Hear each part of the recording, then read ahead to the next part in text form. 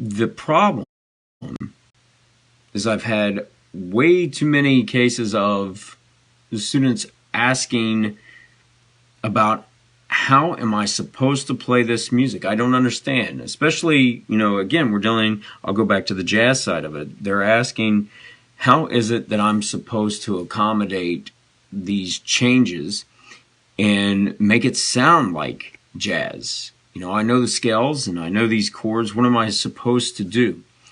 Well, the thing is, if you're not dealing with the language, if you don't go through and take the time to listen to the music, then it means nothing.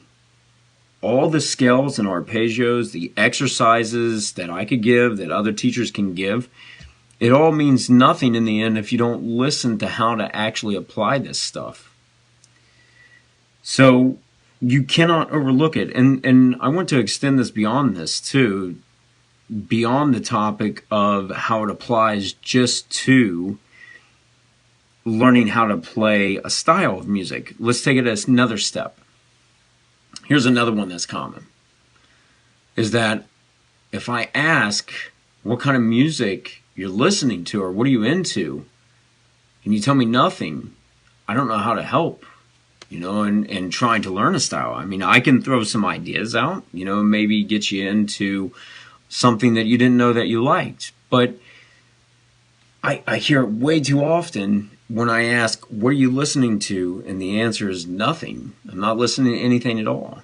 And I mean, if you're into music just to do it, like especially guitar, because I'm dealing with a lot of guitar students, if you're into just playing the guitar and you want to read some music and learn some chords and you're cool with whatever exercises that I give you, then that's cool. That's fine. But I'd like for that to go a step further and you actually be able to apply this to real world situation of being able to play. I mean, unless you're going to be isolated when you play, it's just going to be you playing solo. And even if that was the case, you'd still want to listen to the music regardless, so you know exactly what it is that you're supposed to do, or having some insight on how to make music besides just an exercise. Even if you go beyond that, you go beyond solo and you say, well, I want to perform with a vocalist or I want to perform in a group with other people, you need to be listening to how people over the years have accommodated that. How have others dealt with this situation? I can tell you that a lot of times for me to figure out how to address a certain situation, maybe in my playing, a certain part of my playing that maybe is lacking, I'll listen.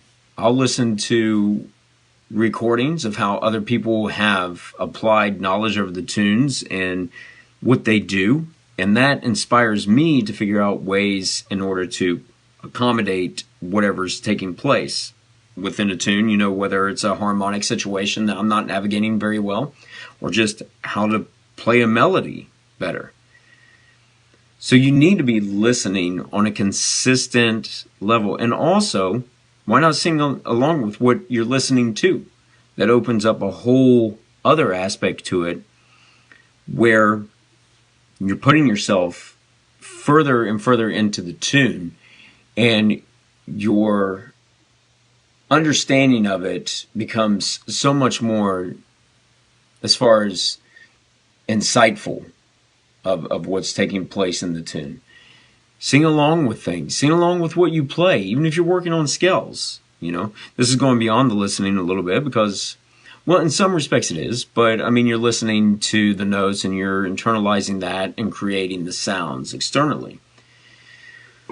But as far as how am I supposed to play over this set of changes, how do I make it sound like I know what I'm doing and creating melodies, you can ask all those questions and I'd be happy to give exercises to help further your understanding.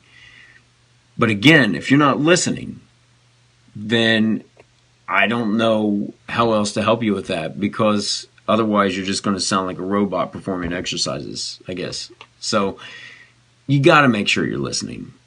Make sure you're listening. And, I know I'm not the only one that says that, and there's several that would agree with me on this.